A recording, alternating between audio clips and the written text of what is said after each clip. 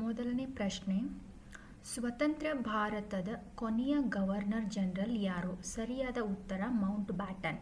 Mount baton ಇವರು ಸ್ವತಂತ್ರ ಭಾರತದ ಕೊನೆಯ ಗವರ್ನರ್ ಜನರಲ್ ಆಗಿ ಕೆಲಸವನ್ನು ಮಾಡಿದ್ದರು. ನೆಕ್ಸ್ಟ್ ಕ್ವಶನ್, ಆರ್ಯ ಸಮಾಜ ಸ್ಥಾಪಿಸಿದವರು ಯಾರು? ಆರ್ಯ ಸಮಾಜವನ್ನು ಸ್ಥಾಪಿಸಿದವರು ಸರಿಯಾದ ಉತ್ತರ ದಯಾನಂದ ಸರಸ್ವತಿ. ದಯಾನಂದ ಸರಸ್ವತಿಯವರು ಯಾವ ಸಮಾಜವನ್ನು ಸ್ಥಾಪಿಸಿದವರು? ದಯಾನಂದ ಸರಸ್ವತಿಯವರು ಆರ್ಯ ಸಮಾಜವನ್ನು ಸ್ಥಾಪಿಸಿದವರು ಅಥವಾ ಆರ್ಯ ಸಮಾಜವನ್ನು ಸ್ಥಾಪಿಸಿದವರು ಯಾರು? ಸರಿಯಾದ ಉತ್ತರ ದಯಾನಂದ ಸರಸ್ವತಿ. ನೆಕ್ಸ್ಟ್ ಕ್ವಶನ್, ಮಹಾತ್ಮ ಗಾಂಧೀಜಿಯವರ ರಾಜಕೀಯ ಗುರು ಯಾರು? ಮಹಾತ್ಮ ಗಾಂಧೀಜಿಯವರ ರಾಜಕೀಯ ಗುರು ಯಾರು ಅಂತಂದರೆ ಗೋಪಾಲಕೃಷ್ಣ ಗೋಖಲೆ. ಗೋಪಾಲಕೃಷ್ಣ ಗೋಖಲೆಯವರು ಯಾರ ರಾಜಕೀಯ ಗುರು ಆಗಿದ್ದರು? ಗೋಪಾಲಕೃಷ್ಣ ಗೋಖಲೆಯವರು ಮಹಾತ್ಮ ಗಾಂಧೀಜಿಯವರ ರಾಜಕೀಯ ಗುರು ಆಗಿದ್ದರು ಅಂತ ಹೇಳ್ತೀವಿ. ನೆಕ್ಸ್ಟ್ ಕ್ವಶನ್, ಅದ್ವೈತ ಸಿದ್ಧಾಂತವನ್ನು ಯಾರು ಸ್ಥಾಪಿಸಿದರು? ಸಿದ್ಧಾಂತ, ಅದ್ವೈತ ಎಂಬುದು ಒಂದು ಸಿದ್ಧಾಂತ. ಈ ಸಿದ್ಧಾಂತವನ್ನು ಸ್ಥಾಪಿಸಿದವರು ಯಾರು ಅಂತಂದರೆ ಶಂಕರಾಚಾರ್ಯರು. ಶಂಕರಾಚಾರ್ಯರು ಸ್ಥಾಪಿಸಿದ ಸಿದ್ಧಾಂತ ಯಾವುದು? ಕ್ವಶನ್ ಈ ಥರನೂ ಬರುತ್ತೆ.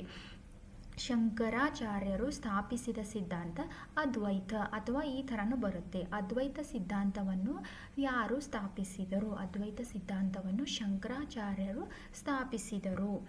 ಓಕೆನಾ. ನೆಕ್ಸ್ಟ್ ಕ್ವಶನ್, ಮೊಘಲ ಆಳ್ವಿಕೆಯಲ್ಲಿ ಹಿಂದೂಗಳ ಮೇಲೆ ಧಾರ್ಮಿಕ ತೆರಿಗೆ ಯಾವುದಾಗಿತ್ತು?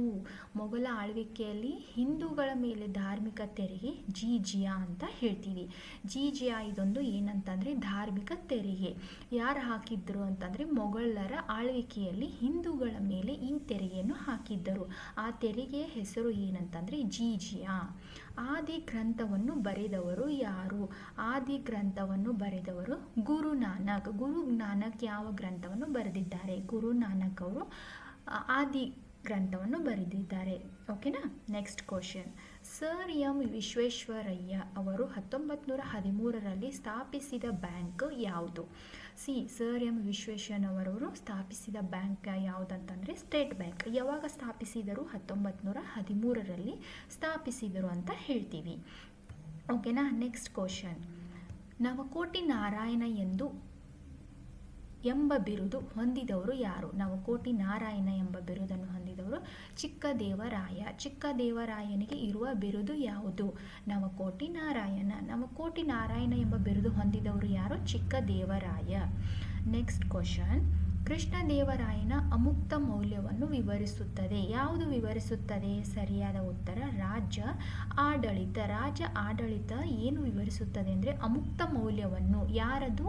ಕೃಷ್ಣದೇವರಾಯನ ಅಮುಕ್ತ ಮೌಲ್ಯವನ್ನು ವಿವರಿಸುವುದು ರಾಜ್ಯ ಆಡಳಿತ.